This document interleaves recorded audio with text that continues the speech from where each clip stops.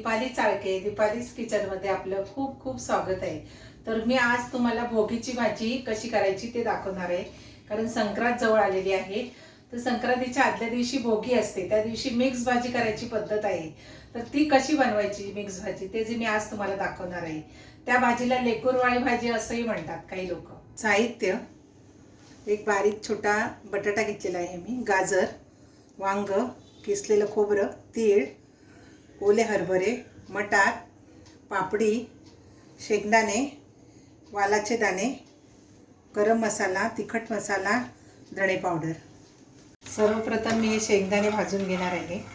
त्याच्यानंतर सुकं खोबरं, तीळ थोडंसं गरम करून घ्यायचं आहे, मिक्सरमध्ये बारीक करून घ्यायचं आहे आणि हे वाटण आपण त्या भाजीला लावायचं आहे, मिक्स भाजीला।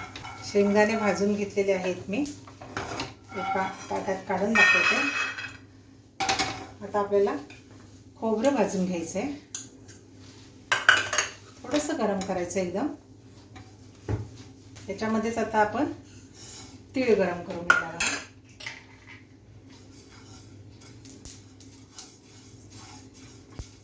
आता हे मिश्रण मी मिक्सरमध्ये बारीक करून घेणार आहे।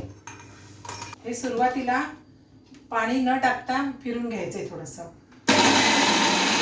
आणि मग त्याच्यामध्ये आता आपल्याला थोडंसं पाणी ओतायचं आहे, पेतानेच ओतायचं।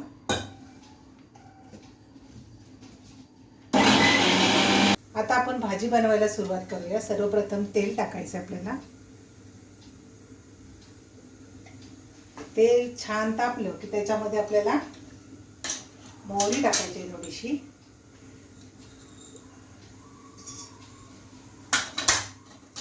थोडंसं जिरं, जिरं छान फुललं पाहिजे, हळद,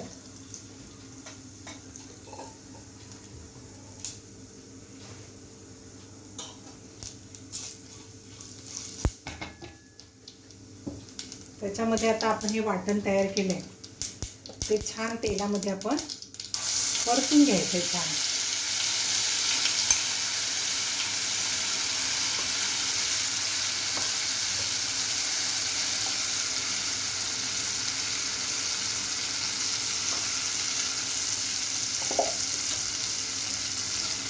छान असं 2-3 मिनिटं आपण हे तेलामध्ये परतून घ्यायचं। लाल तिखट चवीनुसार टाकायचं आहे तुम्ही, धण्याची पावडर, गरम मसाला, हे पण छान असं परतून घ्यायचं आहे जरा मसाल्यामध्ये। तर आपण याच्यामध्ये एक एक भाज्या टाकून घ्यायच्या आहेत। त्याच्यामध्ये कोणी बोरं सुद्धा टाकतात, ऊसाच्या कांड्या टाकतात।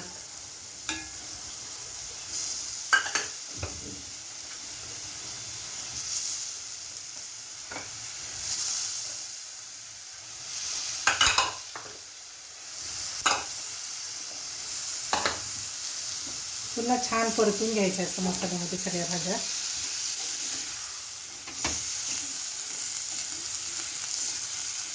मग आता त्याच्यामध्ये आपण पाणी टाकणार आहोत। असं पाणी टाकून आपण आता थोडा वेळ भाजी मऊसूत शिजली पाहिजे, झाकण ठेवूया आपण।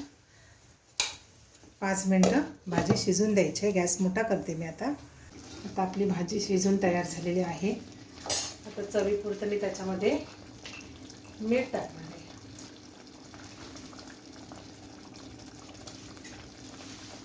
पुन्हा थोडंसं एक उकळी येऊ दे।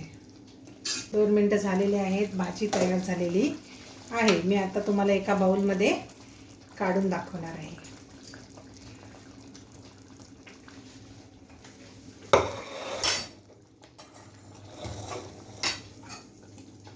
अशी आपली भोगीची भाजी तयार झालेली आहे।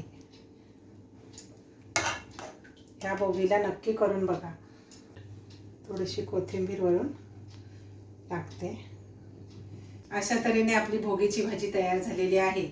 तुम्हाला जर ही माझी रेसिपी आवडली असेल तर घरी नक्की ट्राय करा, मला कमेंट बॉक्समध्ये कळवा। माझ्या व्हिडिओला लाईक आणि शेअर करा। मी अशा छान छान रेसिपी तुम्हाला दाखवणार आहे, त्या बघण्यासाठी माझ्या दीपालीज किचनला फॉलो करा आणि सबस्क्राईब करायला विसरू नका। Thank you. सगळ्यांना मकर संक्रांतीच्या खूप खूप शुभेच्छा.